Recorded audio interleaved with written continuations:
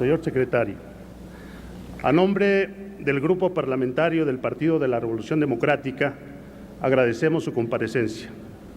Saludamos el paquete fiscal recibido el pasado 8 de septiembre, porque en general nos presenta una propuesta que busca simplificar nuestro sistema de tributación, a la vez que procura cerrar las puertas a la evasión y a la elusión.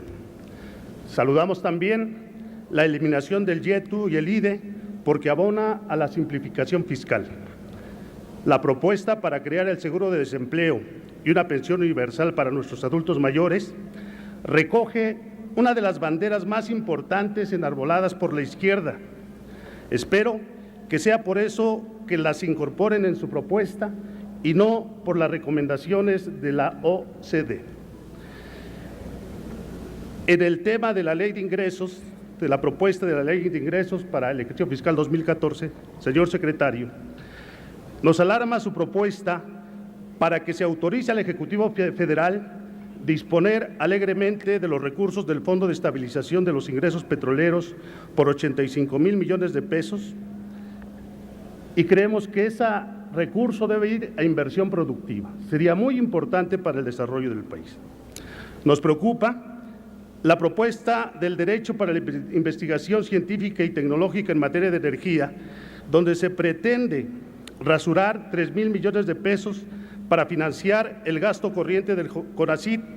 Si de verdad les interesa Pemex, el cambio climático y las energías renovables, hay que reservar tales ingresos en esas materias y no privatizarlos como lo están planteando, porque el pueblo no se los va a permitir.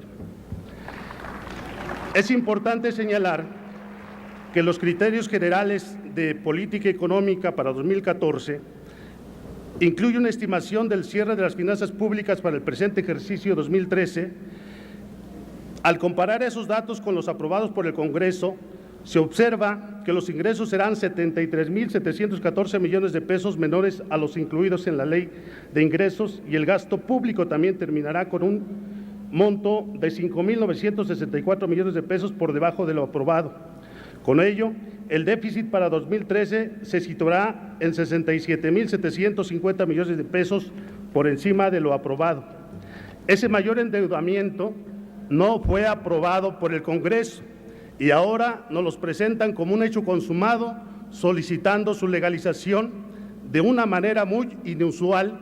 En la iniciativa de ingresos de 2014 se incluye un artículo segundo transitorio donde se solicita modificar el primer párrafo del artículo segundo de la ley de ingresos actualmente vigente correspondiente a 2013, incrementando en 70,000 millones de pesos el monto del endeudamiento aprobado para el presente año. En el tema de la iniciativa de la ley de impuestos sobre la renta, en el caso de las personas morales, su propuesta de mantener la tasa del 30% es una terrible paradoja. Mantener las tasas altas inhibe nuevas formas de inversión frente a la necesidad de reactivar la economía ante la actual desaceleración y la amenaza de recesión. Se omite incorporar elementos de progresividad en dicha contribución, pues no todas las empresas tienen los mismos ingresos y se sigue recargando el impuesto sobre la renta en las empresas mediana y pequeña. Su propuesta de eliminar las deducciones de las aportaciones patronales para fondos de pensiones y jubilaciones para los trabajadores y las primas de antigüedad complementarias a las de la ley vendrán a encarecer dichas prestaciones. No habrá incentivos para otorgar prestaciones por encima de la ley en detrimento de los ingresos de los trabajadores, a bien de que las prestaciones de ley son actualmente ridículas. Su propuesta de eliminar el régimen especial aplicable a las sociedades cooperativas de producción afectará gravemente a este sector social.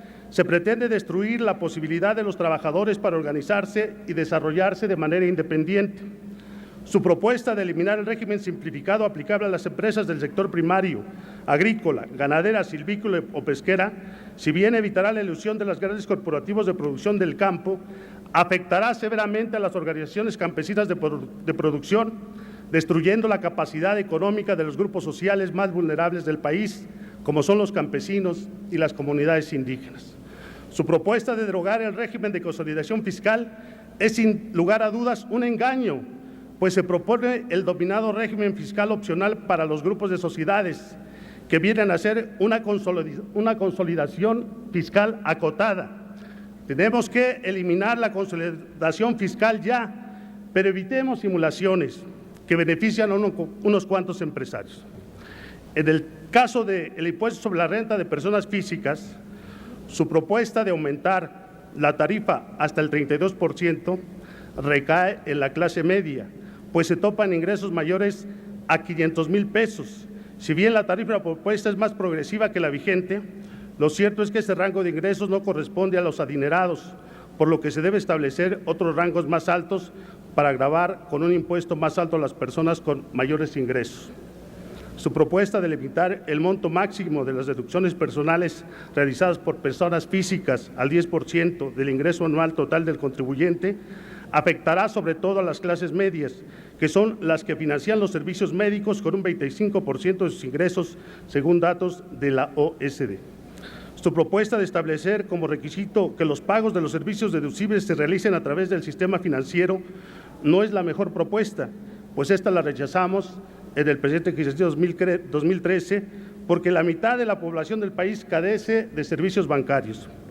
Su propuesta de sustituir el régimen intermedio y el régimen de pequeños contribuyentes repecos por el dominado régimen de incorporación fiscal es impráctica e incluso ingenua, toda vez que no se aprecian por ningún lado los supuestos incentivos para promover la incorporación de quienes se ubican en la economía informal, de tal suerte que pasará a dicho régimen los mismos contribuyentes que ya tributan como intermediarios o repecos.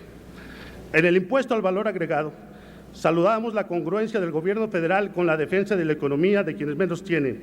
Al igual que usted, resulta claro que un aumento generalizado del impuesto sobre el consumo en alimentos y medicina tendría efectos catastróficos sobre las familias de más bajos ingresos del país. No obstante, su propuesta de cobrar IVA sobre los alimentos de las mascotas nos trae a la memoria los dictados de Su Alteza Serenísima Antonio López de Santa Anna, que pretendió cobrar impuestos sobre las mascotas y las ventanas. Su propuesta de tasar el IVA en las regiones fronterizas se aprecia suicida para el comercio nacional fronterizo, pues las tasas de los impuestos al consumo en los estados de América nos superan el 8% y los vecinos del sur en el 12%. Su propuesta de cobrar IVA sobre la enajenación, renta e hipoteca de inmuebles resultaría violatorio a lo dispuesto en el artículo 115, fracción cuarta, inciso A de la Constitución Política de los Estados Unidos Mexicanos. Su propuesta de eliminar la exención de los servicios de enseñanza resulta también arbitraria, pues en la izquierda creemos que habría que considerar la posibilidad de una exención parcial para no cargar el peso de la reforma en la clase media que procuran una mejor educación para sus hijos. Su propuesta de gravar el transporte público carretero terrestre de personas no tiene corazón, pues quienes usan estos servicios son la clase media y baja, que no tienen para pagar aviones. Su propuesta de eliminar las exenciones a los espectáculos públicos mataría la historia del Sistema Nacional de Coordinación Fiscal, pues no debemos olvidar que en sus inicios es una de las pocas contribuciones que se reserva a los estados. Y ya no hablar de que se quiere gravar con IVA hasta los chicles. Señor secretario, su iniciativa de establecer nuevos impuestos disfrazados de ambientales es una afrenta a la economía popular. La propuesta de impuestos a los combustibles fósiles se sumará a las tasas aplicables al diésel y a la gasolina, así como los impuestos a las gasolinas destinados a las entidades federativas. Gran favor para las clases más desprotegidas. Sería interesante que nos informara sobre el impacto inflacionario de tales medidas en los precios de los alimentos, por ejemplo, en el transporte de pasajeros. En este tenor, señor secretario, los diputados del Grupo Parlamentario del PRD en esta Cámara habremos de participar activamente en el debate que hoy nos trae aquí, para lo cual nos ponemos a sus órdenes.